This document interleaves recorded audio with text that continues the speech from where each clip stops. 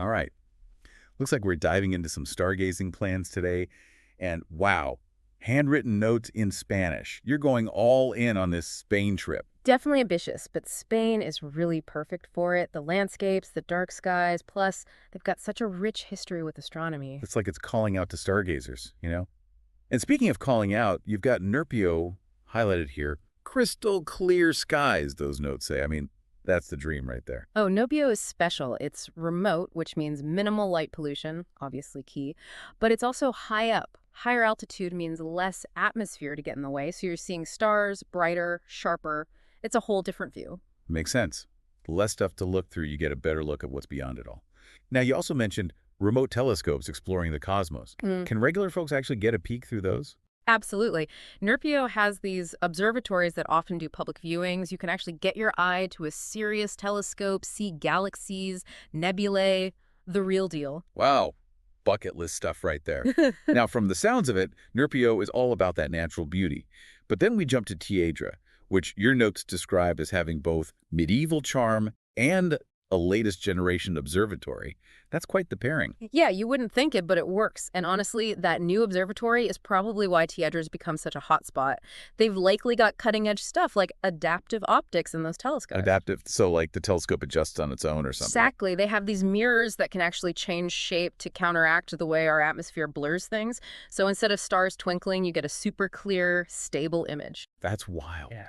Okay, so Tiedra's got the tech, but hold on. Wasn't there some historical astronomy connection there too? Oh, definitely.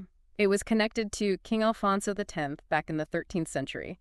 He was known as the Wise, for a reason, a big supporter of astronomy. A king who loved the stars. That's pretty neat. All right, next on the list is Aras de los Olmos. And this one seems to be all about height. A 10-meter observation tower. Why is that so special? Think of it like this. Ground level, you've got heat rising, air currents, all that messes with how we see the stars. But get up high enough, like on that tower, and you're above a lot of that. Again, clearer view. Smart. So it's not just about having powerful telescopes, it's about where you put them too. You got it. Location is key in this field. Okay, next up is Freginal de la Sierra. And the thing that stood out to me here was your mention of astronomy workshops. Are those only for, like, experienced stargazers? Not at all. French is great for all levels. They've got these workshops that are super hands-on, teaching you about the constellations, how to use telescopes, all that, regardless of how much you knew going in. Plus, it's a fun way to meet people who share your interest in the night sky. There's something magical about learning about the stars while you're out there surrounded by them. Now, we're a little short on time, so how about we do a rapid-fire round for the last few spots on your list? Let's do it. Okay, first up, Nava Redonda de Guerreros. Notes say transparent atmosphere, basically. Prime stargazing conditions, right? You got it. Transparent atmosphere just means more starlight is making it through to your eyes. You can see fainter stars, more detail. It's all about how much light you're able to capture. Incredible. Yeah. All right, next is Villanueva del Duque, which boasts a well-equipped mirador. Now, for anyone who hasn't stumbled across that word before, it basically means an observation point. Like, they built this thing specifically for looking at the stars. Exactly. Purpose-built for the best possible view. Love that. Okay, and then we have Tenerife and Vega del Codorno. Both have modern observatories, but I'm guessing they each have a different vibe. Definitely. Tenerife is known for its professional astronomy scene. Think cutting-edge research, big-time telescopes.